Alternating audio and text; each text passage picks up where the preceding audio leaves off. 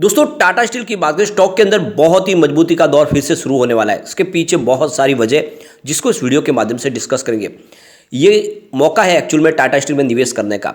आने वाले समय स्टील सेक्टर में भी पॉजिटिव संभावना भी बनेगी और स्पेशली टाटा स्टील का स्टॉक बहुत ऊपर तक जा सकता है। वैसे आपको पता ही होगा, स्प्लिट के बाद प्राइस काफ़ी नीचे आई है क्योंकि 10 रुपीज़ की जो फेस वैल्यू का स्टॉक था उसको 1 रुपीज़ में कन्वर्ट किया गया। इस वजह से जो 1000 के आसपास ट्रेड करने वाला स्टॉक था वो 100 के आसपास आया और ऐसे में लोगों का रुझान स्टॉक की तरफ बढ़ा है, वॉल्यूम में भी बढ़ोतरी हुई है। तो आने वाले समय यहाँ पे कुछ कमाल देखने को मिल सकता है। और आप बाजार की संभावनाएं देखें तो फ्राइडे को ज़बरदस्त गिरावट थी। लोगों को समझ में नहीं आ रहा था कि अब क्या होगा, कोरोना की वजह से भयंकर गिरावट का दौर शुरू होगा, लेकिन ऐसा हुआ नहीं। बाजार ने फिर से बाउंस बैक दिया और इसके पीछे सबसे बड़ा जो रीजन था वो ये था कि जो सेलिंग थी वो सारी रिटेल इन्वेस्टर की तरफ से थी। बड़े फंड हाउस ने तो जम के खरीदारी किया फ्राइडे के दिन और एफआई की तरफ से भी बिकवाली बहुत कम थी। तो ये इसकी वजह से पूरा आज गेम चेंज हुआ और आप समझ सकते हो कि आगे की क्या रणनीति रह सकती है। इस वीडियो के माध्यम से डिस्कस करेंगे, बाजार की आगे क्या संभावना उसको भी जानेंगे और इसके बाद में क्या इस समय इन्वेस्टमेंट का मौका है। सबसे पहले अगर हम बीएसई सेंसेक्स की बात करें तो आज 60,566 के स्तर पे क्लोजिंग देखने को मिली है, यानी सेंसेक्स ने फिर से 60,500 का स्तर पा लिया है। 721 पॉइंट की बड़ी तेज़ी देखने को मिली, 1.20% की शानदार तेज़ी।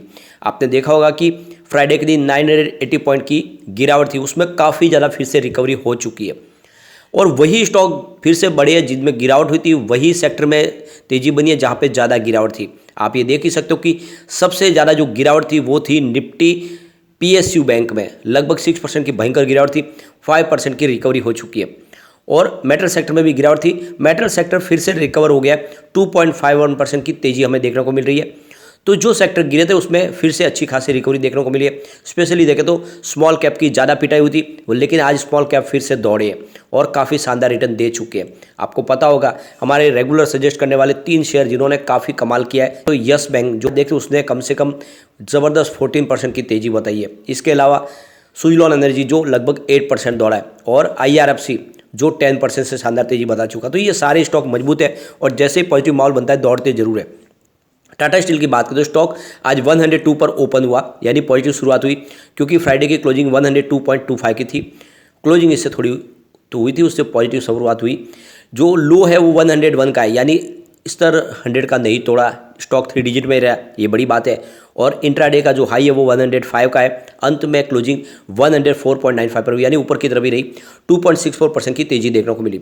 अब यहाँ पे इसकी परफॉर्मेंस देखें तो 82 इसका 52 वीक का लो है, 138 इसका 52 वीक हाई है। फिलहाल स्टॉक आप देख सकते हो अभी 105 के आसपास, यानी ऊपर के लेवल से काफ़ी करेक्ट हो चुका है, नहीं ऊपर जाने की संभावना काफ़ी ज़्यादा है। अब बाजार को लेकर जो सबसे बड़ी बात है कि जो कोविड-19 की वजह से जो प्रॉब्लम चल रही है उसकी वजह से इफेक्ट देखने को मिल सकता है। उसकी तरफ महंगाई के जो आंकड़े निकल के आते हैं, जियोपॉलिटिकल टेंशन चल रहा है, इसके अलावा जो मंदी पे बाजार का जो असर है, तो एक्सपर्ट इस समय बाजार में निवेशकों को सतर्क रहने की सलाह दे रहे हैं कि कॉलेज स्टॉक में ही आपको दाव लगाने से जो अच्छे स्टॉक उसमें निवेश कर सकते हैं, यानी आने वाले महीने में और गिरावट की संभावना बन सकती है। तो यहाँ पे एग्जिट सिक्योरिटीज़ की तरफ से देखें तो टाटा स्टील को लेकर सेल के टारगेट दिए गए। उनके हिसाब से टाटा स्टील में जनवरी फ्यूचर में आपको सेल करना चाहिए, उनके हिसाब से इसमें गिरावट का माहौल बनेगा। लेकिन जिससे बाजार के सेंटीमेंट तेज़ी से आगे बढ़ रहे वैसा लग नहीं रहा है और मुझे लग रहा है कि इसमें तेज़ी की संभावना बन सकती है। लेकिन यहाँ पे एक्सिस सिक्योरिटी के हिसाब से इसकी प्राइस आने वाले समय 95 से 85 की लेवल दिखा सकता है स्टॉक, तो उनके हिसाब से इसमें 85 तक वापस जा सकता है। लेकिन ऐसा तभी संभव है जब बाजार में भयंकर गिरावट का दौर शुरू हो जाए, वरना ऐसा पॉसिबल नहीं है। अगर हम इसके वॉल्यूम को देखें तो काफ़ी अच्छी बढ़ोतरी हुई है, देख सकते हो वॉल्यूम लगातार अच्छा बना हुआ है। पिछले 1 महीने पहले इसका 5 करोड़ का वॉल्यूम था, 2 करोड़ की डिलीवरी उठाई गई थी। 1 वीक पहले 4 करोड़ का वॉल्यूम हुआ था, 1 करोड़ की डिलीवरी उठाई गई थी। और फ्राइडे को 5 करोड़ का वॉल्यूम था, 2 करोड़ की डिलीवरी उठाई गई थी। लेकिन आज भी 4 करोड़ का वॉल्यूम होता है, अच्छे वॉल्यूम में काम कर रहा है, लगभग एक जैसे वॉल्यूम में काम काज हो रहा है। अब यहाँ पे बाजार के जानकार बुलिश है बाजार को लेकर, तो जाने माने रिसर्च एनालिस्ट IIFL सिक्योरिटीज़ के संजीव भसीन का कहना है कि बजट के पहले ही निफ्टी 19,000 के लेवल को छू लेगा, यानी एक तरह से उन्होंने बाजार की भविष्यवाणी कर दी है कि बाजार में तेजी का दौर अभी शुरू होगा और ये बजट तक चलेगा। संजीव भसीन का कहना है कि नेक्स्ट वीक 18,500 का स्तर देखने को मिलेगा हमें निफ्टी 50 में और बजट के पहले ही 19,000 तक टच करेगा। नहीं, एक तरह से देखें तो उन्होंने बाजार को लेकर काफ़ी ज़्यादा बुलिश है। उनका कहना है कि बाजार की सिचुएशन इस समय ऐसी नहीं है कि गिरावट का माहौल बने। जो अभी तक जो रिपोर्ट निकल के आ रही है वो अभी कोरोना को लेकर इतनी ख़राब नहीं है इंडिया को, और साथ में अगर देखें तो US की जो प्रॉब्लम है रेट हाइक की, उसका तो ऑलरेडी ये सब मार्केट ने डिस्काउंट कर लिया है। रशिया यूक्रेन का जो युद्ध है वो कब से चला, उससे कोई फर्क नहीं पड़ता। तो ये सारी जो सिचुएशन है पुरानी हो गई है। ऐसे में आने वाले समय बाजार में तेजी का दौर जारी रहेगा, ये कहना है संजीव भसीन का। अब यहाँ पे टाटा स्टील को लेकर एक बड़ी अपडेट निकल कर आ रही है। टाटा स्टील को इंडिया में पहली बार BIS लाइसेंस मिला है। अब इस लाइसेंस के माध्यम से टाटा स्टील कर्टन स्टील का निर्माण कर पाएगा इंडिया में, जिससे जो इंपोर्ट किया था स्टील उसमें जो अभी जो डिपेंडेंट है लोग उसमें कमी आ जाएगी, यानी इंडिया में ही कर्टन स्टील का निर्माण हो पाएगा।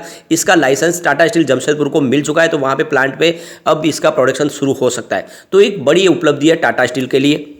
तो यहाँ पे सरकार की तरफ से आत्मनिर्भर भारत के तहत इनको ये लाइसेंस प्रोवाइड किया गया, जिससे इंडिया में ही अब कर्टन स्टील का निर्माण हो पाएगा और विश्व से दूसरे देशों से इंपोर्ट करने की जो भी हमारी ज़रूरत है उसमें कमी आएगी। तो कुल मिला के काफ़ी बड़ा अचीवमेंट है। इसके अलावा एक बड़ी अपडेट और निकल के आ रही है। एक तरह से ये भी एक माइलस्टोन अचीवमेंट है टाटा स्टील के लिए।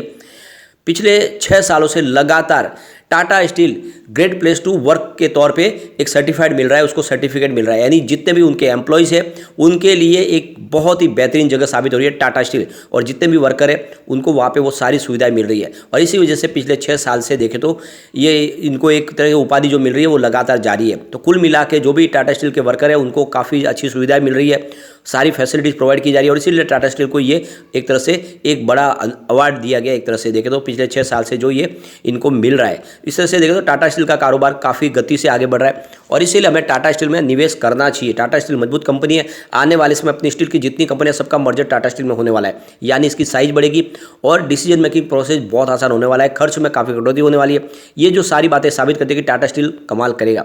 साथ में कंपनी अपना रिजल्ट भी पेश करने जा रही है। ऑलरेडी हमने कल के वीडियो में उसमें डिस्कस किया है, रिजल्ट की डेट भी डिस्कस किया, आप जाके वो देख सकते हैं। जल्दी हमारे सामने रिजल्ट होगा, हो सकता है इस बार रिजल्ट में जो पिछली बार जो गिरावट हुई थी प्रॉफिट में उसमें थोड़ी सी अगर कमी आती है तो फिर उसमें कोई रिकवरी की संभावना से यहाँ पे तेज़ी का दौर फिर शुरू हो सकता है। वैसे स्टील सेक्टर को काफ़ी ज़्यादा प्रॉब्लम से गुजरना पड़ा है पिछले दिनों। अब यहाँ पे स्टील सेक्टर को लेकर अच्छी गुड न्यूज़ निकल के आ रही है। अप्रैल से नवंबर के बीच में जो डोमेस्टिक स्टील प्रोडक्शन हुआ है, फिनिश प्रोडक्ट, उसमें तेजी आई है, उसमें बढ़ोतरी हुई है, यानी इस बार 78.090 मिलियन टन्स का टोटल प्रोडक्शन हुआ है फिनिश स्टील का, जबकि पिछले साल सेम क्वार्टर में देखें तो ये 73.02 मिलियन टन्स के आसपास था। तो अच्छी खासी बढ़ोतरी देखने को मिल रही है। और इसके अलावा देखें तो सरकार की तरफ से जो PLI स्कीम लॉन्च की है इसका भी काफ़ी ज़्यादा फायदा देखने को मिला है। सरकार ने जिस तरह से स्टील सेक्टर को प्रमोट करने की कोशिश शुरू की है उसका फ़ायदा देखने को मिल रहा है, और इस वजह से जितनी स्टील सेक्टर की कंपनियां उनको काफ़ी ज़्यादा बेनिफिट मिल रहा है। तो टाटा स्टील को भी PLI स्कीम के तहत बेनिफिट मिल रहा है, और इसीलिए आने वाले समय ये PLI स्कीम का जो फ़ायदा है ये आपको टाटा स्टील में तेज़ी से आता हुआ दिखाई देगा। और आप ये देख ही सकते हो कि सरकार की तरफ से करीब 42,500 करोड़ रुपये की PLI स्कीम लॉन्च की गई है। इसमें 67 कंपनियों को शामिल किया गया है, और उसमें से 30 कंपनियों को सिलेक्ट किया गया जिसमें टाटा स्टील भी शामिल है। ये एक तरह से एक बड़ा अचीवमेंट टाटा स्टील के लिए। इसके अलावा टाटा स्टील अब ग्रीन स्टील का निर्माण भी शुरू करेंगे, क्योंकि सरकार की तरफ से इसको मैंडेटरी किया गया है कि आपको ग्रीन स्टील का निर्माण करना है। तो इसके लिए सरकार की जो कोशिश है नेट जीरो कार्बन पॉलिसी पे जाना है 2070 तक, और इसके लिए ग्रीन स्टील का निर्माण होगा तो आने वाले समय में जो पोल्यूशन होता है स्टील इंडस्ट्री से वो भी कम होगा। तो इसके लिए भी टाटा स्टील ने कमर कस ली है। इसके अलावा आप देखें तो नवंबर के हमारे पास आंकड़े आ चुके हैं जिसमें बड़े बड़े म्यूचुअल फंड ने यहाँ पे इन्वेस्टमेंट किया है, जिसमें आप देख सकते हो Aditya Birla SL flexi cap ने यहाँ पे 429 करोड़ रुपीज़ का इन्वेस्टमेंट किया, 2.55% की होल्डिंग ली है। मीरे एसेट इमर्जिंग ब्लू चिप ने यहाँ पे 368 करोड़ रुपीज़ का इन्वेस्टमेंट करके 1.50% की होल्डिंग ली है। इसके अलावा मीरे एसेट लार्ज कैप डायरेक्ट ने यहाँ पे 346 करोड़ रुपीज़ का इन्वेस्टमेंट किया है, 0.98% की होल्डिंग ली है। SBI बैलेंस एडवांटेज फंड ने यहाँ पे 342 करोड़ रुपीज़ का इन्वेस्टमेंट करके 1.47% की होल्डिंग ली है। कोटक इक्विटी आर्बिट्रेज फंड ने यहाँ पे 341 करोड़ रुपीज़ का इन्वेस्टमेंट किया है, 1.59% की होल्डिंग ली है। ICICI Pru balance advantage fund ने यहाँ पे 310 करोड़ रुपीज़ का इन्वेस्टमेंट किया है, 0.70% की होल्डिंग ली है। मीरे एसेट टैक्स और डायरेक्ट ने 219 करोड़ रुपीज़ का इन्वेस्टमेंट करके 1.54% की होल्डिंग ली है। ICICI Pru value discovery direct ने यहाँ पे 214 करोड़ रुपीज़ का इन्वेस्टमेंट किया है, 0.77% की होल्डिंग ली है। इसके अलावा ICICI Pru equity saving direct ने यहाँ पे 157 करोड़ रुपीज़ का इन्वेस्टमेंट किया है, 3.18% की होल्डिंग ली है। निप्पॉन इंडिया टैक्स सेवर ने यहाँ पे 150 करोड़ रुपीज़ का इन्वेस्टमेंट करके 1.22% की होल्डिंग ली है। तो ये आप समझ ही सकते हो कि इंडिया के बड़े बड़े म्यूचुअल फंड ने यहाँ पे निवेश किया हुआ है, तो बिना डरे आपको निवेश करना चाहिए और आने वाले समय डेफिनेटली आपको एक अच्छा रिटर्न देखने को मिल सकता है। अगर आप इसके रिटर्न को देखें तो पिछले 5 साल के हिसाब से स्टॉक ने 45% का पॉजिटिव रिटर्न दिया है, 3 ईयर के हिसाब से 124% का पॉजिटिव रिटर्न दिया, लेकिन 1 ईयर के हिसाब से लगभग 5.87% की गिरावट है। 3 मंथ के हिसाब से वापस 5.16% की तेजी देखने को मिल रही है। 1 मंथ के हिसाब से 1.13% की गिरावट है और 1 डे के हिसाब से 2.69% की तेजी देखने को मिल रही है। कुल मिला के इस समय आपको दाव लगाना चाहिए। मुझे लग रहा है स्टॉक आने वाले समय आपको मालामाल कर सकता है। बहुत ही मजबूत कंपनी है। लेकिन फ्रेंड, कोई भी इन्वेस्टमेंट करने से पहले अपने फाइनेंशियल एडवाइजर से बारे ले ले या अपना खुद का रिसर्च करें, क्योंकि मैंने वीडियो आपके एजुकेशनल पर्पज़ के लिए ही बनाया। वीडियो पसंद आए तो लाइक से जरूर कीजिए और चैनल को सब्सक्राइब कर दीजिए। Thank you friend.